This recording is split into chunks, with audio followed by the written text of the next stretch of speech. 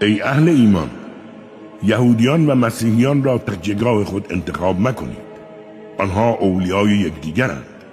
بدانید هر کس آنها را تکیهگاه خود قرار دهد از آنهاست و قطعا خداوند قوم ستمکار را هدایت نمی کند. اما کسان دیگری را می بینی که در قلبهایشان بیماری است و در دوستی و تکیهگاه قرار دادن اهل کتاب بر یکدیگر پیشی می گیرند و می گویند می ترسیم برای ما اتفاق بدی بیفتد.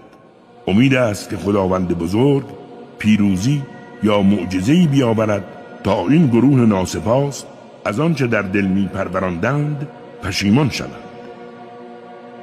اهل ایمان گویند آیا اینان همان کسانی اند که شدیدترین قسمها را به خدا می خوردند که همواره با شمایند؟ اعمالشان تباه شد و زیانکار شدند.